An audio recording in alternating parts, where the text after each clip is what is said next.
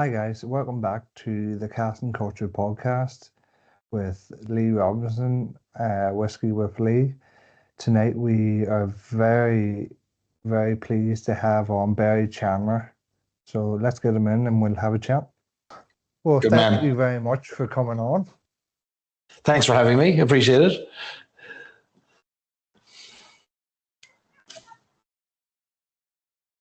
So let's get started. So first off, just as I say, thank you very much for coming on. I've been a big follower of yours for a long time. Obviously, you know, I've reached out a couple of times with questions via Instagram and TikTok and stuff. Great to be on, Lee. Thanks for having me. Appreciate the invitation. And so first off, I wanted to just get a wee bit of background for people who don't know. Obviously, I have followed you, as I say, for a good while. So just a wee bit of background about your whiskey journey and how you have become such a presence in whiskey. I started on this journey 10 years ago in 2016. I was living in the United States in Ohio, and I was raising money for a cancer hospital in Columbus, Ohio.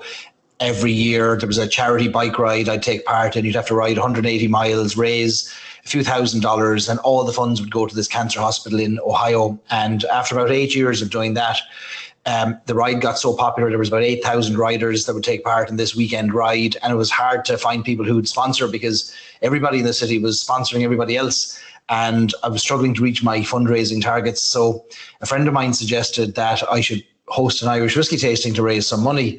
And my response was, I don't know anything about Irish whiskey. And he said, but you have an Irish accent, don't you? And I said, good enough for me. So I went to the local shop, found whiskies on the shelf that I didn't know anything about, whiskies that were made 10 miles from where I grew up in Cork, and I still didn't know anything about them. And I bought 5 or 6 whiskies off the shelf, took them home, Googled as much as I could about them, and then invited friends to come and join me for a whiskey tasting. If they gave me $50, I'd give that $50 to the hospital and I'd pay for the whiskies. And it was a great success because I knew nothing about Irish whiskey. They had loads of questions. I couldn't answer a single question, but I went home and I was fierce interested in finding the answers to those questions. And I got the answers to the questions. I reached out, sent them emails with the answers. And a friend said, would you do another one for us next week? I did another one. And now I got very interested in the stories behind the whiskies. And so I started recording my answers to the questions based on what I'd learned on Google, just literally researching the whiskies. And I'd email them a link to a YouTube that I'd make answering those questions. Well, look, it went from strength to strength, really. And I started doing more of these tastings. Companies reached out, asked me if I'd do a tasting with them. And it took hold, really. Brands saw what I was doing back in the United, this is back 10 years ago when there wasn't a lot of presence of Irish whiskey people on the ground. And the Irish Distillers distributor in Ohio reached out and saw what I was doing, and they asked if they could support and supply the whiskies, which I was delighted to have. So I learned more about the Irish Distillers whiskies. Fast forward, now I was working at the same time. I had my own business, a consulting company. So this was just a part-time thing.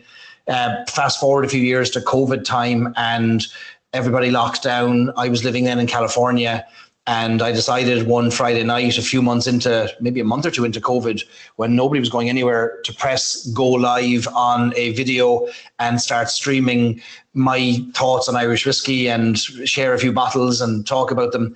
And suddenly hundreds of people started tuning in, and before I knew it, thousands of people were tuning in. And for 63 weeks in a row, every Friday night, I hosted what was called the Lock-In, and it really cemented me on my journey in Irish whiskey and got me to meet some great makers, distillers, blenders. I'd invite them to join me for a bit of crack. We'd go for about 4 hours. It was the longest lock-in in history every week. And by the end of 63 weeks, I was burned out. I couldn't do it anymore. I said, right, enough. The pubs are open again. Go on back to the pubs. And after a few weeks of not doing any of these tastings, people reached out and said, look, would you come back and do more for us? So I launched the Stories and Sips Whiskey Club as a way to maybe put some manners on the event and create more of a structured concept. The lock-ins were great, but they were taking 16 hours a week of my time. There's no money in it for me. And I wasn't doing it for the money, but it was a lot of effort I just couldn't maintain. So the Whiskey Club was an idea that, look, if we get supporters of the whiskey club, we could at least pay for whiskies, exclusive releases we might be able to pull together. We could pay for events, things like that. And so that was the start of it. The Stories and Sips Whiskey Club was where it began. That's grown over the last number of years. We've released 16 different whiskies, have grown the membership across the world. I launched together with my friend Anthony Sheehy from Irish Whiskey Auctions and Lauren McMullen. We launched Irish Whiskey Experiences a few years later, which brought American guests primarily from the United States to Ireland to host them for behind-the-scenes whiskey tours.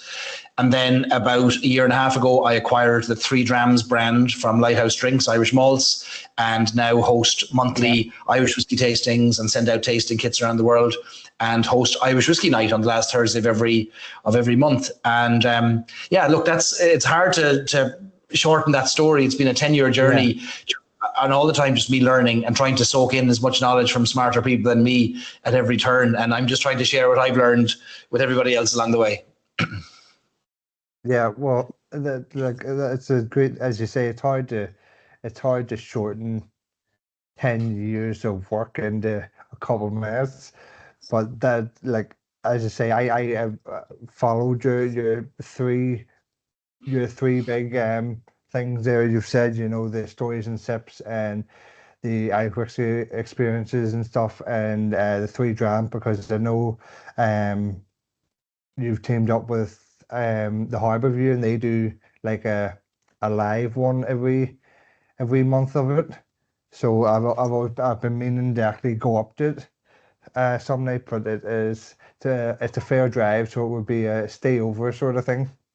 Yeah, they're great supporters of Irish whiskey there too. They are. Adrian is absolutely brilliant.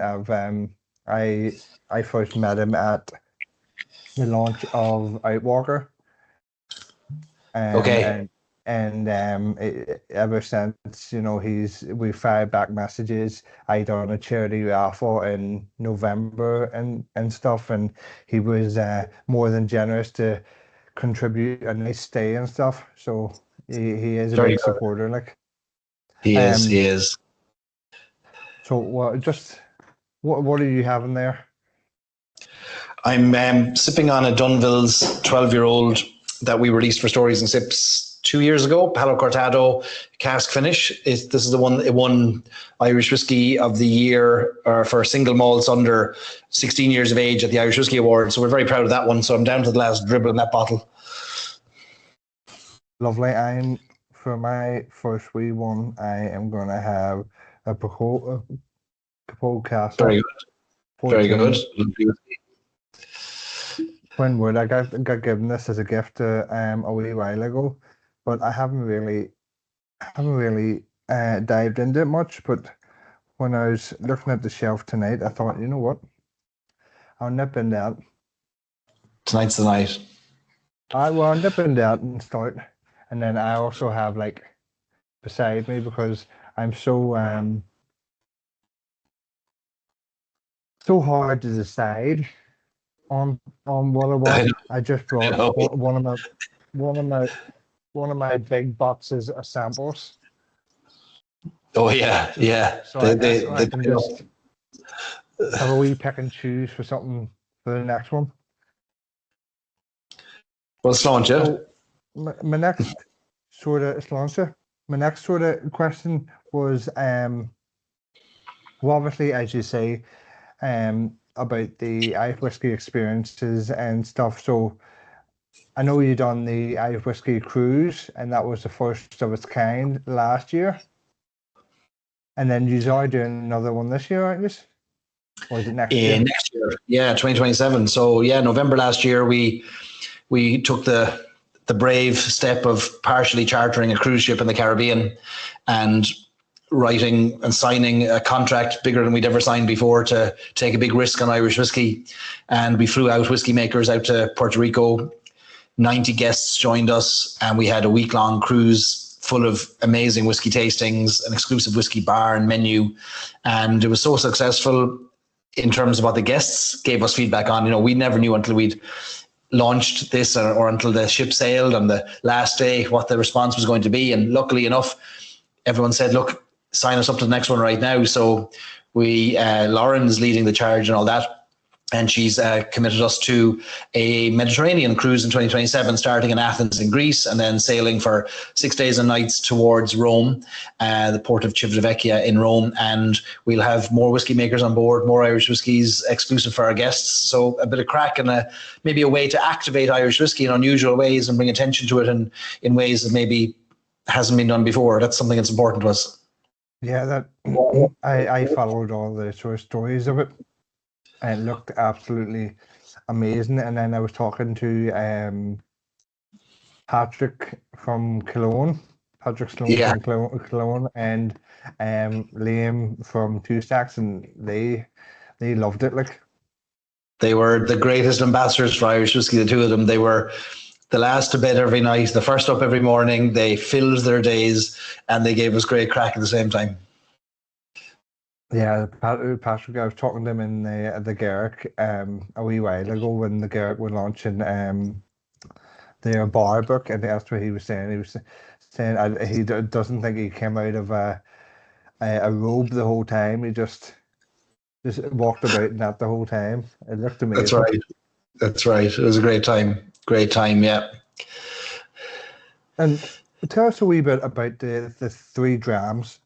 For people who don't know, I know it was originally by Lighthouse Drinks, and it's sort of, would you say, dying off? So I have a kit here. Let me just grab a kit here on the shelf. So this is the 3 drams kit. It's 3 30 milliliter samples of whiskey, tasting notes, tasting card, and then every month we host a live tasting with people behind the whiskies. So 3 drams was started during COVID by John O'Donovan, the founder of Irish Malts, Lighthouse Drinks, and very innovative at the time, and a way to bring people together. Like while I was over in America trying to rally the troops on a virtual tasting, he was rallying people with a physical tasting kit. It was even featured on the Late Late Show in Ireland at one point as a great Christmas gift during COVID, and very, very successful. And he built a big audience with 3 drams. As COVID ended and as people got busier on a nightly basis or a daily basis, and as Lighthouse Drinks grew and expanded their operations, 3 drams became maybe not a core part of their business, and they weren't sure what they were going to do with it. Do they invest in it? Do they shut it down? And it just so happened that I had grown an Irish side of my audience through when I started a TikTok account. Up until that point, my Instagram, my Facebook communities had been predominantly US based, but TikTok seemed to be predominantly Irish based. So people are always asking about doing a tasting together and in comments on videos. And I just thought, maybe there's something to this. Maybe I could talk to John O'Donovan at Lighthouse Drinks, because we'd had a conversation a year before and it didn't fit, because I thought, look, there's no way we can ship all these to America. It's very difficult and very expensive. But once TikTok grew, I reached back out and said, look, let's have a conversation. I teased it out to the TikTok audience and they were really interested in it. And so we took it on. I acquired the brand and the rights from Lighthouse Drinks. They continue to fulfill it on the back end. They support it through the monthly filling of the bottles, shipping out all the whiskies, tracking subscriptions and things like that. And I'm the ringmaster at the front. I'm the carnival barker, getting people together. And so we grew it. We grew it 6x in the first month after we launched to our TikTok audience. And we've been doing it now since March 2025. So now into our second year of running it. And every month a live tasting, the last Thursday of every month. Recently rebranded that to Irish Whiskey Night, and anyone can join the tasting. It's free to join. And if you want a tasting kit, just pay €35 and we'll ship a tasting kit out to you. And that's it. Like, that's the model. The idea is get as many people tasting whiskies without having to pay for a full bottle in advance. And I think we've all felt that whiskey can get expensive to try and keep up with every new release. But what if you could try as many new releases as possible in a small little kit? So, for example, this month we have a Boan Legacy release, which is just released from Boan Distillery. Most people will never have tried that before. So before they spend the money in a bottle, let's have them try it. Let's hear the story from the Cootie family. We'll have Mad Marquess Irish whiskey from Curramore in Waterford, and we'll have an 8-year-old single malt from Black's Distillery in Kinsale. So we're trying to get a range of spirits, a range of whiskies every month.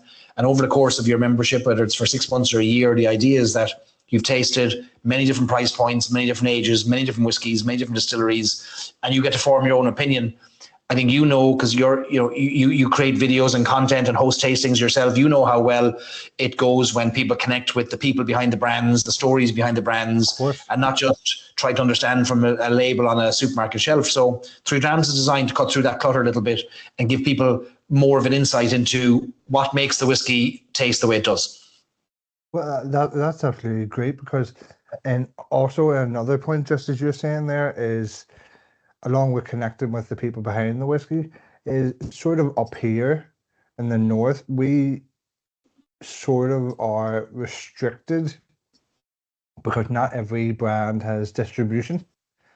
So if you go to, unless you're someone like myself who knows about all these brands, obviously you can see this, you probably recognize this because you done a video on it. Jigsaw, yeah. So it wasn't long after you done the video, I got that for Christmas. So Oh, that's great. I was a Christmas project. So I thought I would frame it, and then it also works as a bit of a map for me to try and plan out my year of who I'm trying to bring in. That's funny. So you can Um, see we posted. So I try and put that's up, great. but yes, as you say, there is like I had just with Boan, I had Boan up in November, but that was their first tasting in the north.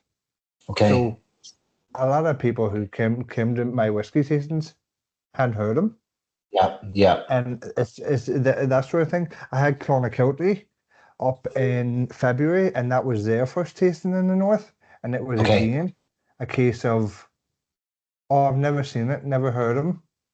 Yeah. It's like there's so much out there that just because it's not on a supermarket shelf or your local off license, Absolutely right. there's Absolutely so right. And I many. think it's tough for people to understand too why they can't get access to all the whiskies they see as well. So you'll Yeah, see, especially true for my US audience. America's a big country, 50 states that are like 50 different countries legally and technically and logistics wise. And you'll have yeah, people in different states wondering, how come I don't see this whiskey you're talking about on my shelf? And the reality is that not every whiskey can be everywhere either. The logistics of getting it there, or the size of the run, or the availability just doesn't allow it to be everywhere. So I suppose that's part of the curiosity and the interest people have in Irish whiskey too, is the hunt. And if we want something, the lengths we have to go to find it, maybe that's part of the draw to it as well. It's not just as easy as walking across the road and taking it off the shelf. exactly, and that's what I'm sort of trying to do with my tastings is to bring as many brands from the south up because there's so much out there that just Yeah. because it's not one of our eight distilleries or whatever in the north that you can get easy access to, and Yes. or the big boys down in Cork, there is loads out there that just you've maybe never heard of it, Yeah. but Yeah. they have incredible stuff. Yeah. I know. Well, you're doing a great job. Like, that's a great independent ambassadorial role, which I know it's not easy to put all these things together and the effort that it takes to do it. And it's all for the love of the game, because no one's going to get rich out of this, are they? Like, hosting these tastings, it's not Yeah, no one's going to retire on the back of it, but it's about the love of it, isn't it? And the love of the product and the people and the places behind exactly. it. It's like exactly. It's about the love of it. It's even like the podcast. It's also the love of the whiskey, the love of the culture behind it, the love of the community. But That's it's right. also try and get knowledge from people, just as you said there before about your journey, is from people much more knowledgeable than me and much more experience that I can learn from because no doubt we'll never know everything. But I hope you don't. if you have Yeah, this I love hope for it, you try and improve your knowledge. But look, there isn't a tasting I go to or a tour I do that I don't learn something on it. And you'll always take away a little nugget or a different way of thinking about something or a different way of describing something. And you might think, oh, do you know, that's a great way. I'm going to share that in my next tasting. So it's an endless learning curve and an endless pursuit of the bit of knowledge. Yeah. And then just sharing it is the joy. And then it's not bad when you get to sit down and have a couple. Like, Sure, look, life could be worse, couldn't it? I good. That's why just as you're saying about the three drams, and it's great, and it's definitely something that I'm going to look into. But that's also why a group of our friends, mainly I think I'm one of four people in the north in our group, but we do a monthly whiskey share. So one of the guys picks up 7 or 8 bottles, and we Okay. all buy in for shares. So that's how we've all ended up like with so many. That's great. That's great. Yeah, that's the But way to do it. just as you said, it gives us a chance to taste without having to buy a full bottle and Yeah, try we'd and go keep broke, up with wouldn't we? all the new releases. I know. I know. Yeah, it gets expensive to keep up, and whiskey isn't getting any cheaper for No, some definitely reason. not. But that's also why I have to give a mention to these guys, two stacks, because behind the dram and the cans is also a cracking way to get to taste something without having to commit to a bottle. It's great to see over the last few years the innovation around packaging too. From the Fox's Bow have the pouch, the whiskey pouch, 3 drams of the can. There you go, you have it there, and a refillable pouch, which is a great thing. And Yeah.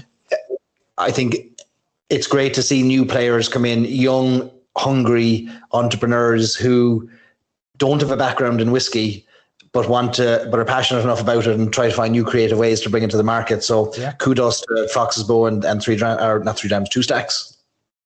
Well, there's even another one I got sent out was that Scotch McNeil. Oh yeah, It's yeah, it's the wee pouch. You just yeah. rip it open, pour it, and dispose of it. Anything to get the drink into us. Well, if it makes it easier to carry around instead of a bulky bottle, you've won Stuff me it in our over. socks. Yeah, that's it. Getting into the concert, stuff it in Yeah, the back pocket. exactly. Like I went to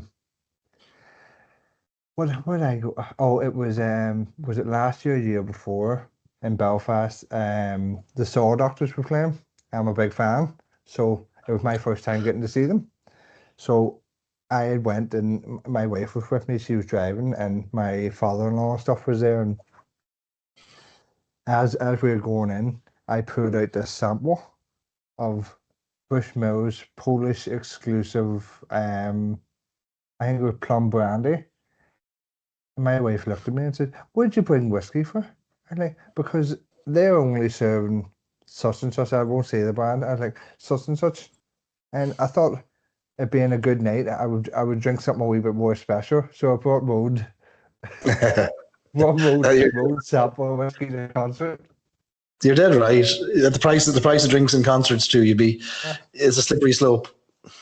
Yeah. So the other, obviously, I have a number of questions for you. Nothing too Oh, challenging or difficult. no, throw them in. Yeah, throw them at me. Um, so what would you say in your career has been so far a highlight or highlights? Great question. The fundraising aspect has been very rewarding in terms of seeing the impact that whiskey can have in bringing people together and then funds raised. I think one of the highlights has been being able to host really special whiskey tasting experiences especially in the United States, in Ohio specifically, where we brought in silent Middleton Very Rare silent distillery chapters, whiskeys that Yeah, are 46 I've seen that. 50 years of age, 45 to 50 years of age. And so for, I think, 4 years, we hosted these events where we worked together with a bar in Ohio, purchased the bottle, and then we brought Kevin O'Gorman over from Master Distiller from Middleton over to Ohio. And being able to stand in a room with Kevin and present Irish whiskey and fly the flag at that high level where people are paying $3, $4, $5,000 for a seat at the table and raise a lot of money for charity. That's been very special, just to be able to hold a piece of liquid history, pour it, share a stage with people who have led the charge in Irish whiskey for a generation. That's been really special. And I think if I can do more of that in the future, I'll be very lucky. That's amazing. I did see that there, and because it also made me think. I have I have family who live out in Ohio. Hmm. Because well, I have family live in Ohio, New Jersey, New York, Okay. Florida, and Michigan. Because I grew up in Michigan. Oh, did you? Yes, just outside Detroit. So it's like Shelby Township. So it's a wee bit off Yeah. Detroit. But yes, I have family live out in Ohio. So when I seen that one, I was thinking to myself, I wonder are any of them going to because they would be big into Oh, the yeah. Irish whiskey. Well, if they've never been to a place called Gormley's Pub outside Cleveland, tell them to go to Gormley's Pub. Great selection of Irish whiskey, and they'll see the bottles, the empty bottles of Silent Distillery on the shelf as well. Wouldn't be too far of a drive from Shelby Township. Great Ford country up there. Yeah, The, yeah, that's it. Yeah, that's where I sort of grew up. I grew up for about 8 years in Michigan. So from I was about 2 to 10, and then I was back and forth here for a wee bit. that's very interesting. Yeah, gives a wee bit of contrast on the Yeah. American side of it. Yeah, that's very different. That's industrial USA over there, isn't it? It's a real back in the day. That was the powerhouse of innovation and industrialization in the United States, wasn't it? Yeah, yeah, the Motor City, but it's That's absolutely Michigan's absolutely beautiful. Like, see if you ever get a chance to go up around like oh yeah, I've been Lake there many Michigan. times. Oh, it's beautiful, yeah. And the was it Mackinac Island in and Ah, yes. beautiful. Yeah, my mom and dad last time they were back, they went to Mackinac Island because I think my mom said there's some film that she really likes was filmed there, and Okay, they had to go and obviously yeah, I think they said there's no cars allowed in the island. that's right. You know, it's Just golf it's carts. yeah That's it. yeah. So no, I haven't been back to Michigan. I don't think I've been back since I left. You're due a trip. You're due a visit. Yeah, well, I've been back to New Jersey. I've been back to New Jersey. Yeah, that's actually New Jersey and New York in 2019. That's where my wife and I got engaged. Oh, very nice. Very nice. And do you have a favorite Irish whiskey yourself that over the years you've found yourself drawn to more and more and keep coming back to? I would say my go-to Irish whiskey. Not don't get me wrong. It I would say yes. Probably my favorite would be a Bushmills 16. Mm, Very great much, whiskey. very much in love with the Oloroso sherry whiskies. Okay. Okay. I have Yeah. a very sweet tooth, so I'm. anything sherried is Yeah. is there for me. But it definitely if it's Oloroso, it's one I'm drawn to, and that Bushmills 16 really packs a punch with it. So I would That's a be yeah, great whiskey. Under. say that would be my don't my favorite whiskey. But don't get me wrong, if like money wasn't an object, Oh, sure. I you know, know. it would be Redbreast 27. Yeah. Yeah. Yeah. I know. But in the But real look for world of things, like but the port cask in Bushmill 16, great addition. You know, they're one of the first to really bring in port pipes into Irish whiskey in modern yeah, times. And now Middleton, of course, uses them so much, but Bushmills would have been the first back in the early 90s, I think. yeah. Well, I would be a big Bushmills fan. Um, Yeah, I'm just. what about yourself? What would you say your favorite whiskey is?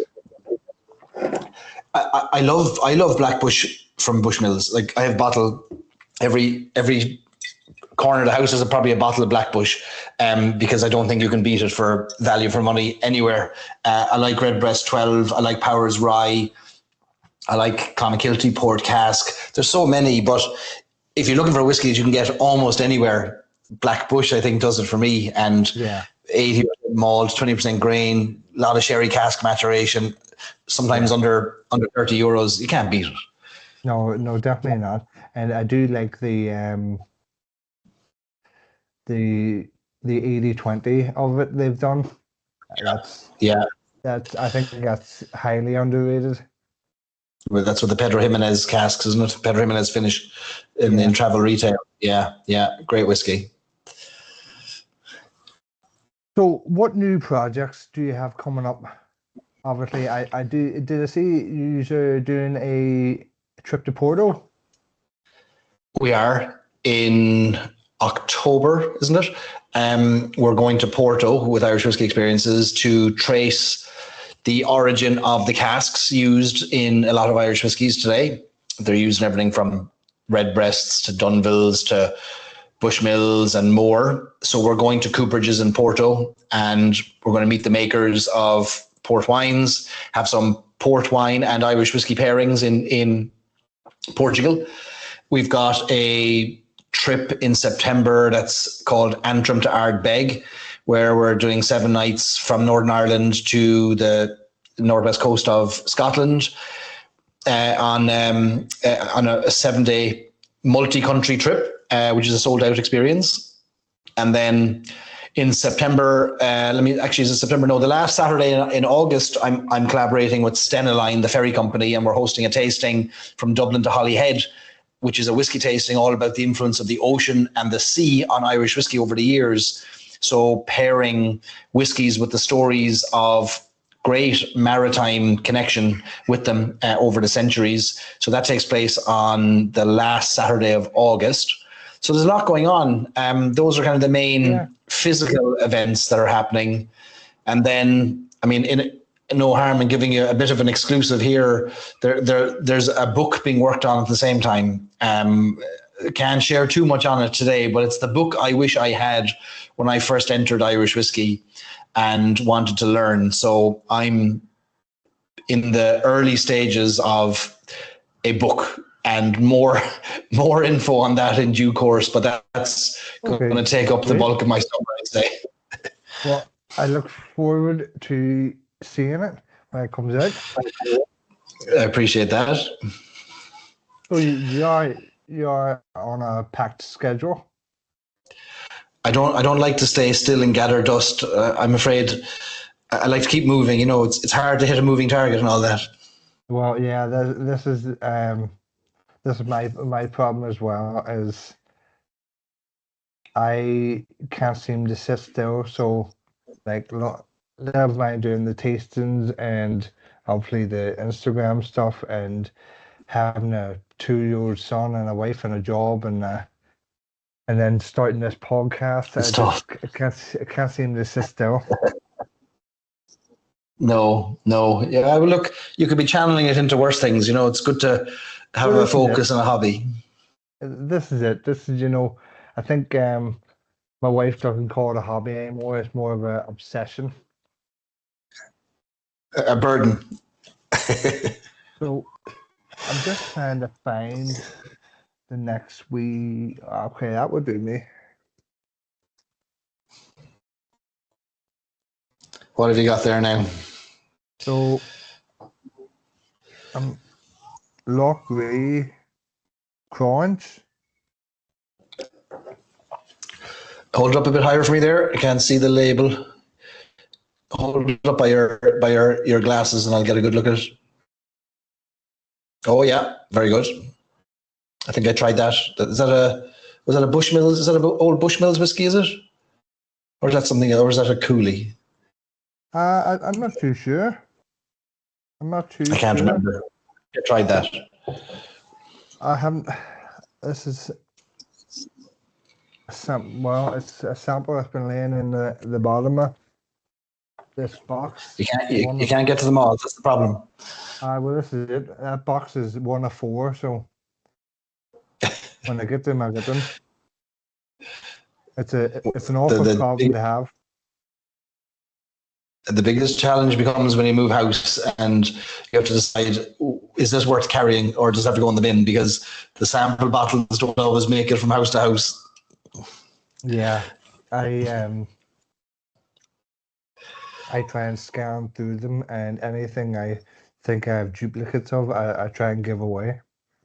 Yeah, yeah. But my problem is, I, on my samples is I pour that out of it, and I'll maybe enjoy that, maybe I won't, and then I'll go, you know what? I'll come back to it and put the rest back in the box, and then I'm never actually finishing Never the to be seen sample. again. Yeah, yeah. That's all right. Everything in moderation, as long as you get a wee nip I'll of it. exactly. I'll get to it someday. That's it. So Famous last words. yeah, well, this is it. You've a nice wee collection there behind you. Yeah, there's a few bits and pieces there that have been gathered over the years. All right, some open, some not. I don't buy to hold on to them. They'll all be opened eventually. It's just a matter of when and where. I host some Yeah, events no, in the US that I'll bring some special events, special whiskies over to, and open them there as well for different audiences. So try and get through them all. yeah. I seen you done one in New York. Was it there?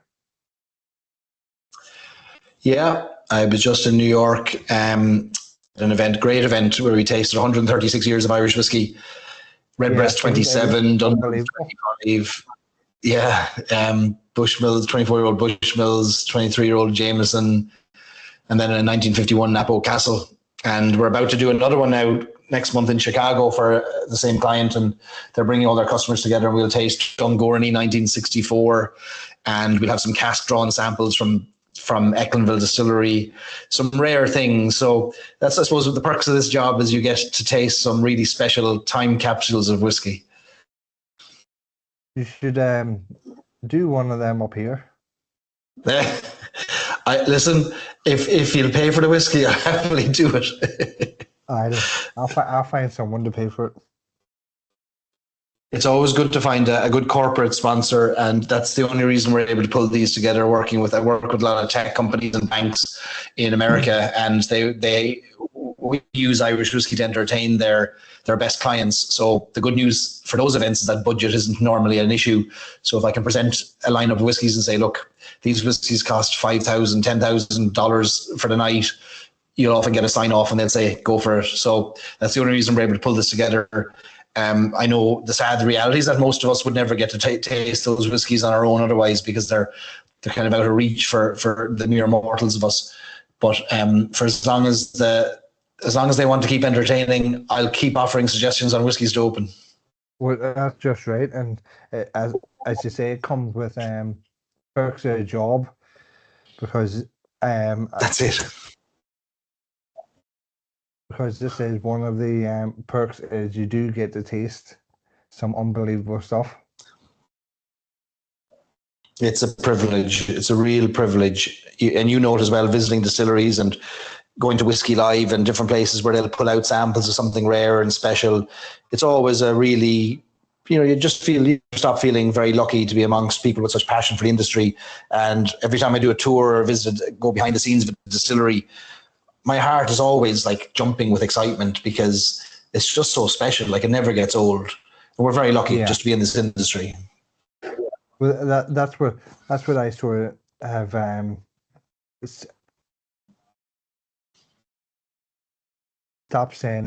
I do completely agree. Is we're not lucky, we're privileged, because luck didn't make it to get here.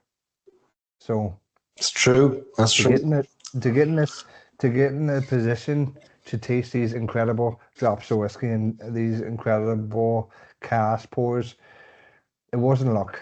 Yeah. So no, that's fair enough. Yeah, I won't. Yeah, I agree with that. So, if you had to recommend a distillery tour, which one would you recommend? Or which couple would you recommend?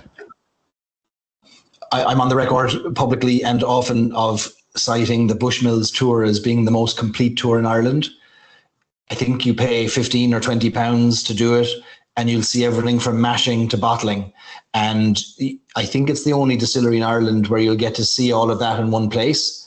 It's very rare to see. So for a real history fan and a whiskey fan, the Bushmills regular basement tour, the bargain basement tour, the entry level tour, for me is a great, great introduction to that distillery and Irish whiskey. There are so many great tours around the country, though. It's hard to narrow it down. That's the most complete, I would say, and the one I recommend a lot. Yeah. But then you've got so many, like, you know, again, keeping in the north, the likes of McConnell's in Belfast, where you get to be in an old jail wing and learn the history of that, as well as see the modern whiskey making process. Is an amazing tour. But then the smaller ones as well, the likes of Dingle Distillery, which is really the distillery that kickstarted the craft distilling movement in Ireland back in 2012. Still to this day, distilling takes place in an old corrugated iron sawmill where the bacteria, the good whiskey bacteria, alcohol bacteria grow on the inside of the walls. And you see just how basic in the best way a process can be to make whiskey. Dingle is a special place as well. But of course, you can't ignore then the likes of Middleton Distillery and, you know, the home of Irish whiskey, really, where 80% of the country's output comes out of. You could spend the rest of your life exploring bits of Middleton and never see it all. It's hard to pin it down. What about you? Do you have a favorite or something you like to point people to? As I have said, I am a big Bushmills fan, but I would, yes, I 100% champion that Bushmills because, as you say, it's a real working distillery. You get to see everything. You get to see everything. If you upgrade yourself to that premium tour, you know, you get a couple extra drops, which are absolutely stunning. Excuse me, we were actually lucky enough that a few years back when we booked it, I took it was for a friend of mine's 30th birthday. So I took a screenshot of what it said you got. And when we got there, and our tour guide, an American guy called Joe, when we got there, we sort of had said about you know, the tour and the whiskey, you know, you go in that I think it was the distiller's house, and you do your tasting in there. Well, we had said to him about, it says on the tour that you get to do a cask pull, and oh no, you don't do that no more, blah blah blah, and went on their website, and right enough it had been changed. But then I showed him the screenshot of when we had booked it. So there was a big group of, I want to say they were like Swedish guys and girls there, and then he sort of said this, okay, you four, when these guys all leave, you stay behind. As soon as they left, he said, grab your water glasses, and we went out to Warehouse 3 and done a cask pull. So it holds a special place because it was one of those that, not that I don't think many people get to do it. So I would say, and no whiskey tastes bad in a warehouse. Is it? Yeah, like exactly. all whiskey So tastes good in a warehouse. It's one of those that I would always recommend because they couldn't do any more to accommodate you. That's great. But also, as you said, I do like Titanic distilleries because the history behind it being the old pump house. Amazing, yeah. McConnell's definitely. I've done the tour a couple of times. Been to some launch nights and stuff, and it is a amazing venue space, along with being a second to none whiskey tour. I agree. Also, I do really have a soft spot for teeling. I think it's the fact of the reintroduction to distilling in the centre of Dublin has maybe played a part. I've done that a couple of times. Yeah. That's a lot of history. All right, back in the old Whiskey Triangle area of Dublin. Yes. That's great to see they're thriving there. And I would say they, not to go on too much about every distillery tour, but yes, I would really recommend, if you're up north, I would recommend Bushmills, McConnell's. Um, Although, if not even that you need to do a tour, but if you go down to Copeland and just sit and have a coffee Yeah, and watch you all can the watch it. guys work away, Yeah, you don't need to do a yeah. tour. You just That's have a right. coffee, have a bun, and just sit and watch them work away. That's it. Yeah. Like being at the zoo. Yeah, you're just sitting there smelling everything, hearing everything, and you're just sitting watching them with your mouth drum. Yeah. That's a great spot as well. Mm. I have to say, I wasn't bad. Not bad. Okay. So, if you had, I know you have said about Black Bush, but if you also had to recommend a whiskey that you think everyone should try, what would it be? Who's paying for it? Wow. Well, let's do three. A budget under €50, under €150, and then whatever. Sky's the limit. I mean, it'd be hard to point people away from Black Bush under 50 because there's not Black Bush or maybe Jameson Black Barrel under 50. It's a tough one under 50. The sweet spot seems to be 50 to 100 where most things are landing these days. Like Redbreast 12 now is in the €75 category. There was a time you could get it for €49. Yeah. Redbreast 12, definite recommendation in the 50 to €150 price point. What else? I mean, the Boan single pot stills would be a great recommendation as well to see a modern take on single pot still distilling. Got one here. Oh, is this one of them?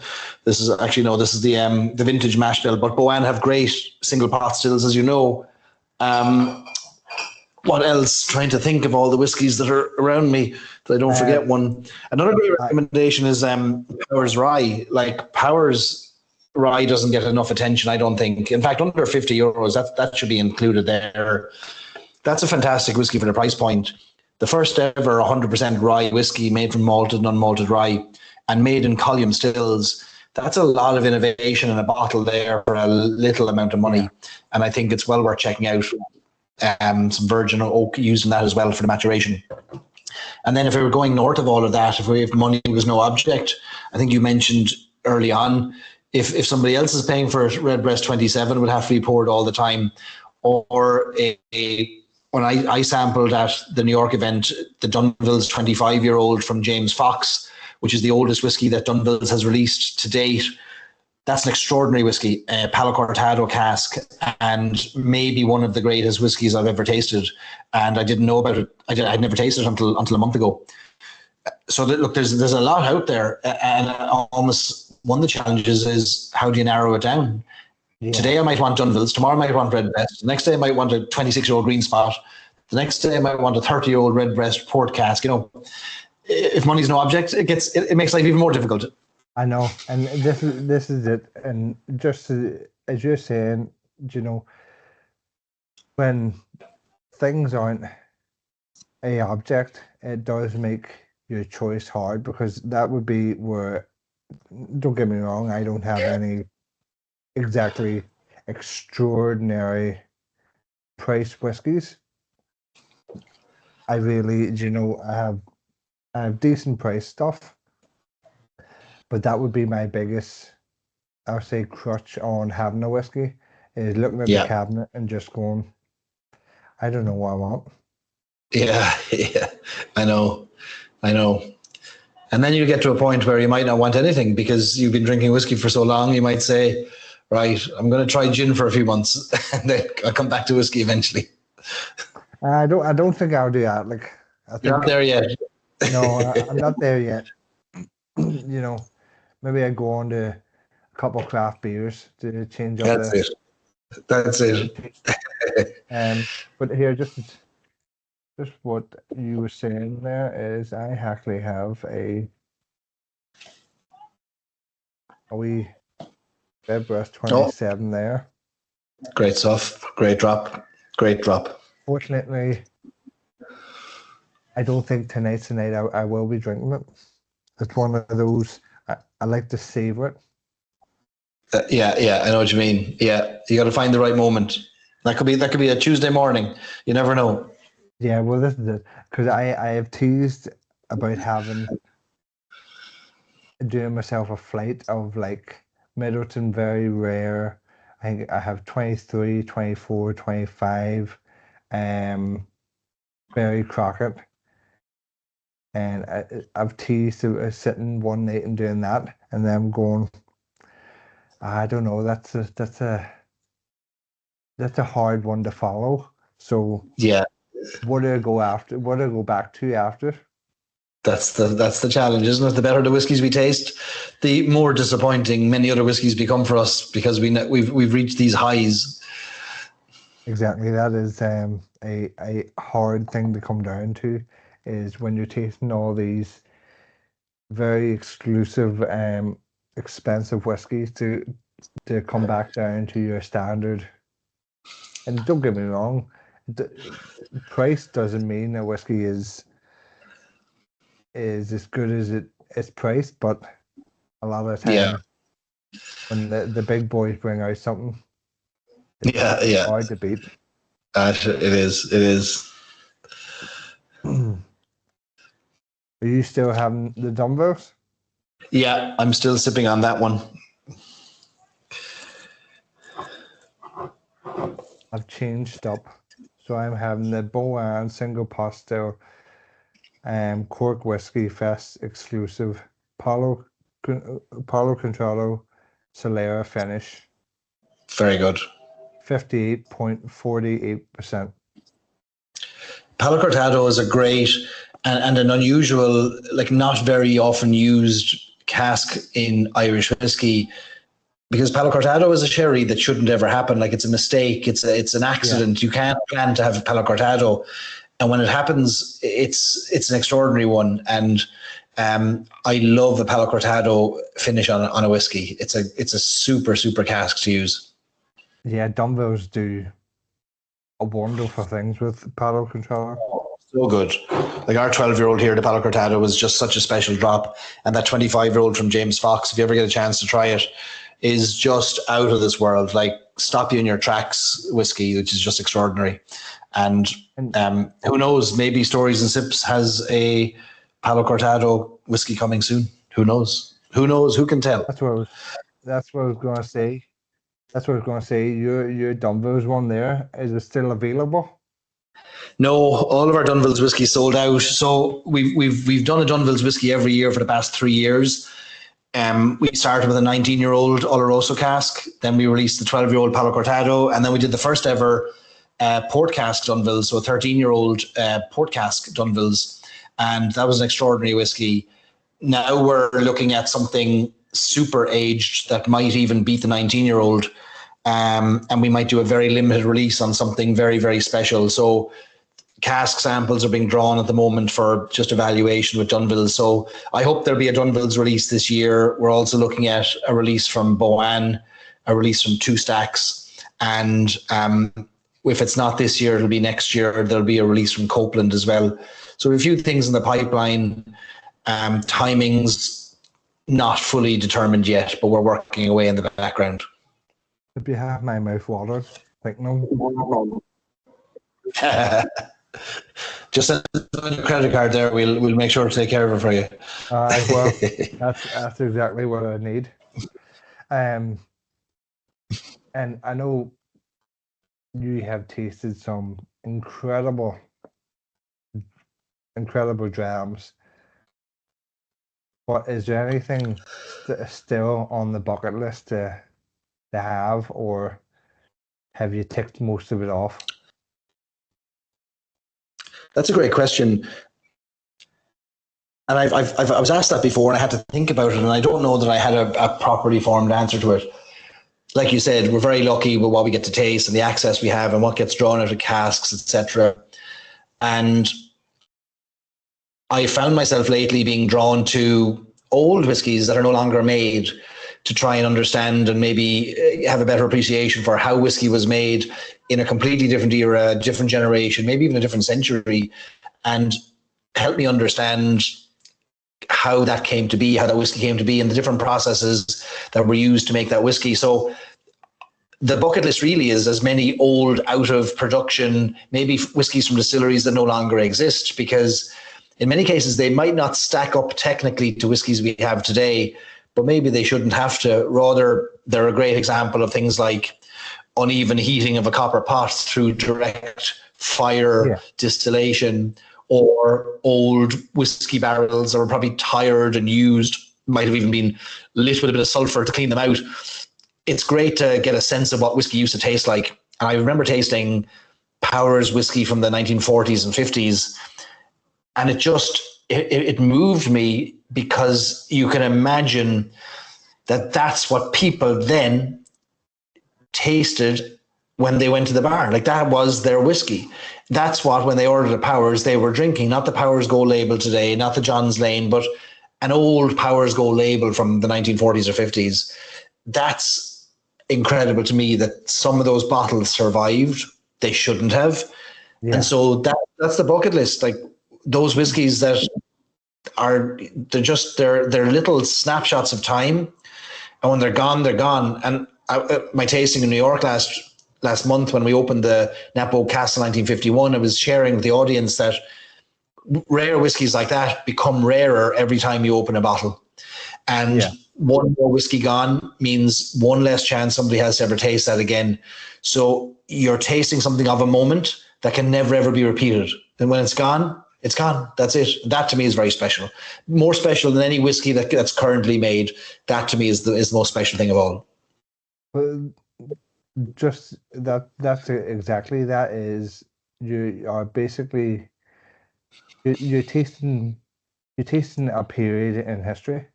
You're getting that, as you say, that snapshot back to what they would have, and very privileged to be able to do that. And the stories that go with them, like the stories of Ireland at that time, the stories of the distilleries at that time. Like, I have a whiskey here now that's going to come with me to an event next month, and this has been on my shelf for the last 5 years, and it's finally time to get it open and drank.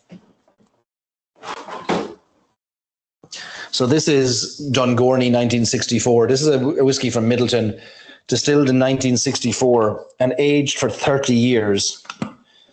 And this was distilled by Barry Crockett's father, Max Crockett, in the old Middleton distillery. The story goes, the marketing story anyway, is that there was a cask or two that were off the books in Middleton. And when Barry Crockett took over as master distiller in 1982-83, he was doing an inventory of the warehouses and came across these barrels that weren't recorded. And in 1994, they bottled them up, 30-year pot still whiskey, 30-year-old pot still whiskey. And they're kind of the lost bottles, like they were never meant to exist, you know. And this will get opened. Like, this has been sitting here for 5 years. I've been waiting for the occasion. Well, I found the occasion now. People who want something that can't be ever found again. I remember first hearing about this bottle when I was 18 years of age. That's more than 25 years ago. That's almost 30 years ago. And I was working in a hotel in Limerick in Adair Manor, and I was training as a hotel manager. And I remember an American guest telling me about this famed liquid called Dungorney 1964. And he said, the box comes with a key. Now here's the box with the key, right? He said the box comes with a key, and if you take that key out, nobody can get access to the whiskey. And 18-year-old Barry was just, my mouth was on the floor. I couldn't imagine a whiskey from 1964. So that was in 1997, 98. I was there. So Dungourney was only released a few years prior to that. I could never have imagined at 18 years of age that I would ever even see a bottle of Dungourney, let alone learn the story of it, and now eventually get to open it and taste it with people who will appreciate such a thing.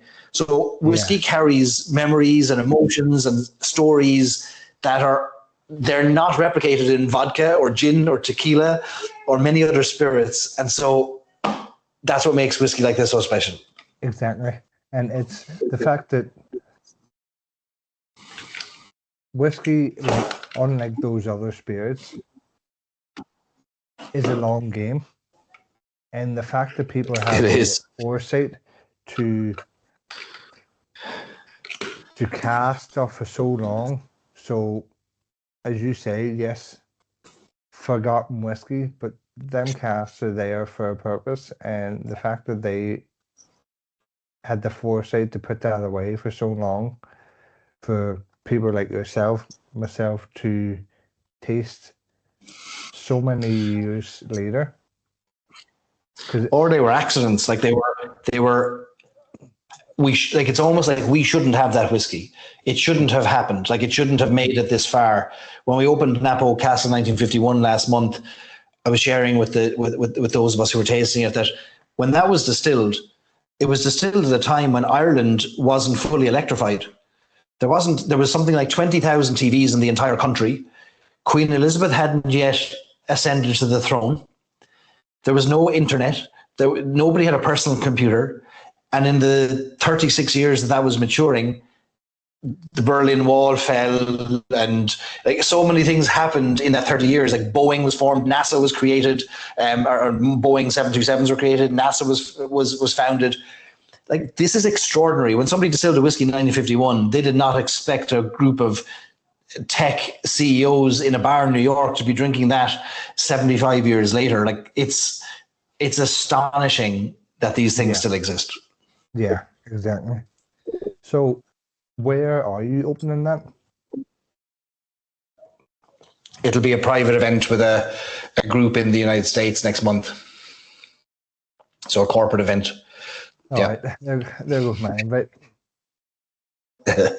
I'd love to be able to share these whiskies with everyone, but I suppose there are certain whiskies that are out of so many of our own personal reach to taste, you know. And luckily enough, when we get a corporate client who's willing to buy the whiskies, we can pour them. Well, this is it. It all comes down to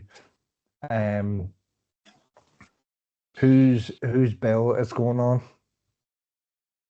That's it. And it's not mine. But it's even better to be in the position to taste it and getting paid to taste it. It's a tough old life we have, isn't it? Well, this is it. So I have to ask, obviously you're from Cork. What's your favourite bar? In Cork or anywhere in the world? Anywhere in the world. Anywhere that you would say, if I could go there now and have a couple. Favorite bar anywhere in the world? God, it's a tough one. It's a tough one.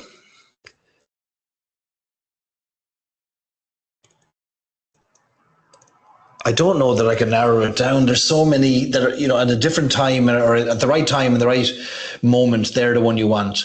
Like here in Cork, we have a bar called the High B, which is kind of hyphenated from the Hibernian Hotel, and it's an upstairs bar. There's an old living room of a building, and it's just like going back in time to the 1950s and 60s, sitting in somebody's living room and having a whiskey or a pint from their selection. No phones allowed in there. That's a great bar to go to. When I'm in New York, I do like the Dead Rabbit for their whiskey selection, their Irish coffees, their 3-part pour of Guinness, controversially great, very consistent in their offerings there.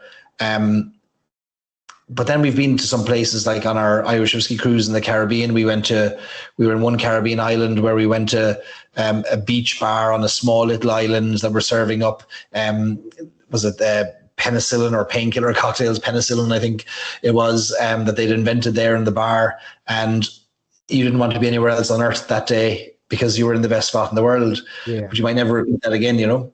It's a tough old one. There's the right bar for every mood. Whether you're in the right place at the time is the question. Well, this is it. And obviously, company is a big point on that too, is the company you're with in each bar. That's a fact. Yeah, I agree with that.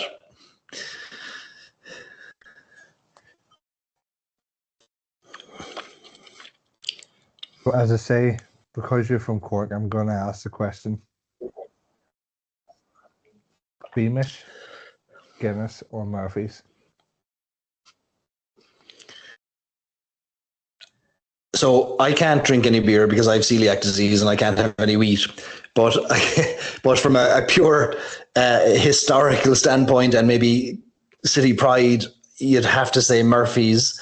It's got a connection to the Middleton Distillery as well. The same family started Murphy Brewery that founded the Middleton Distillery. So it's got to be Murphy's. Great choice, because that, to be honest, obviously, I'm from the north, but in the latter years of things, Murphy's has been my number one. Don't get me wrong, I'll take a pint of Guinness anywhere. But if Murphy's is on draft, I'm taking Murphy's.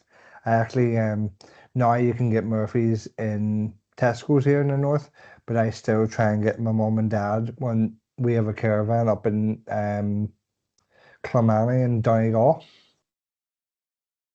And I still get them to get me tins of Murphy's from Donegal, because I think the tins of Murphy's in Donegal are I think it's something like 568 mil, and in the north there's 440s.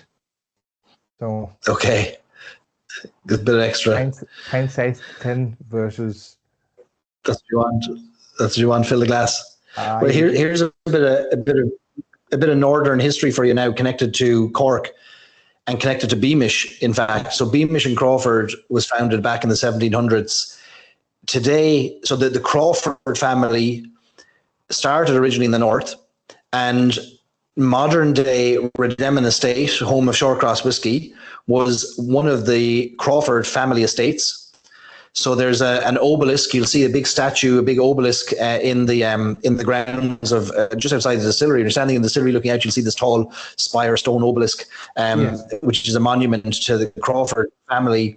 Well, one branch of the Crawfords stayed in the north. One branch of the Crawfords went to Cork and ended up teaming up with the Beamish family and founding Beamish and Crawford. So there's a great connection between Redemon Estate and Beamish and Crawford. That's amazing. You learn something new every day. All we got to do is open a bottle of whiskey and we'll learn. So, really, Shortcross should get a Beamish stout cask and add some whiskey in and marry the two back up. Of course, the big challenges I have found, because I've looked into this with David Boyd Armstrong on doing something like that, a couple of problems. One is there's no more wooden casks for stout. It's all stainless steel. And the second is that you're almost prohibited from using anything Beamish and Crawford related. It's owned by Heineken now. Heineken own the brand. So you're very stuck on what you can do there. But it's great to see the connection, like the history that combines like beer and whiskey through the years is amazing. Well, this is it. And I do love a stout cask whiskey, like Shortcross done one last year for Belfast Whiskey Week.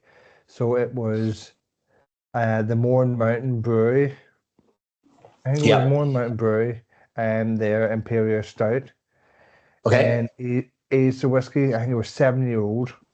I think I have both bottles out there, because I have they were like a limited run.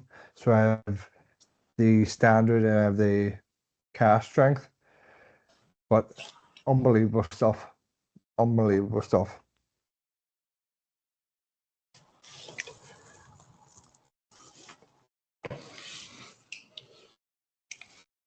So if you had to set a couple goals for the future, what would it be? A couple of goals for the future.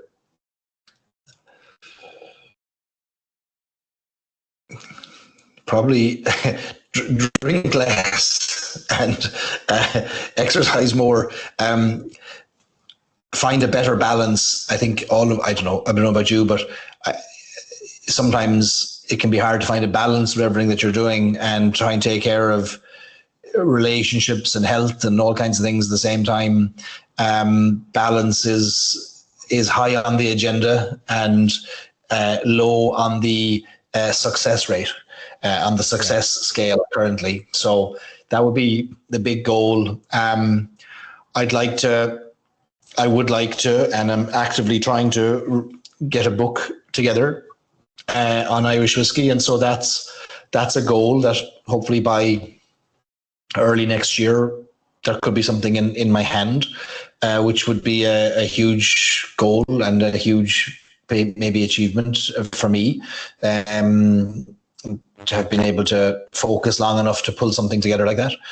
So between balance and focus, I think, those would be the two things I have in my head at the moment. So maintain a good balance of relationships and life and health, and keep the train on the tracks and the ship afloat. Well, that's a wonderful goal to have, and I would love to get a signed copy of the book when it comes out. But be a pleasure.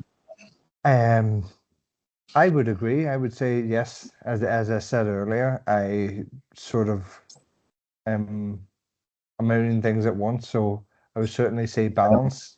I am actively trying to work on the healthier side of things, the fitness side of things, to get myself a wee bit healthier. Yeah.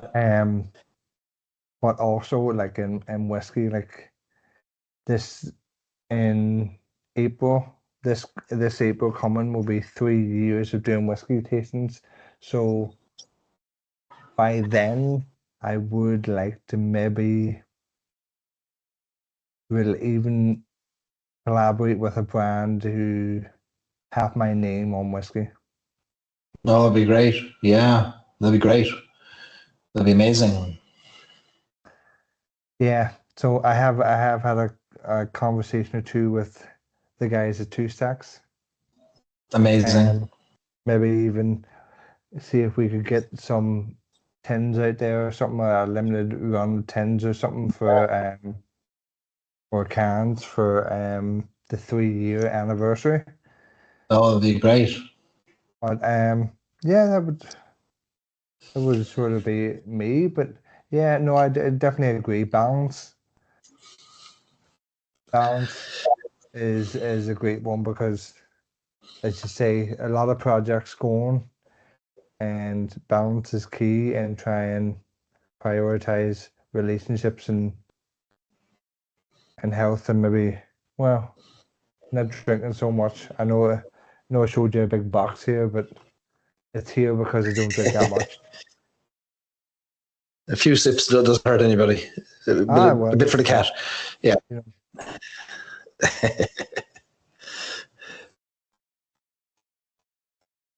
But I think that is all my questions for you. Thanks very much. I enjoy those questions. Well, thank you so much for coming on. I really do appreciate it. I know you have such a busy schedule, and to get someone like yourself, who's such a massive ambassador for Irish whiskey on the podcast, is greatly appreciated. Well, thank you for asking me. I'm very privileged to be part of it, and I'm delighted to see what you're doing, and wish you the best of success with all of your efforts. And great to see your enthusiasm. The industry needs more people like you, so keep at it, and it'll pay off, if not today, tomorrow, the next day. And I've no doubt you will achieve your goal too this year. I've no doubt about it. Well, thank you very much, and enjoy your weekend, and I will be in touch with all the stuff with the podcast going forward. Great stuff. Thanks so much, Lee. Appreciate it. Thank you. Cheers. See you. Gotcha. See you soon. Take care.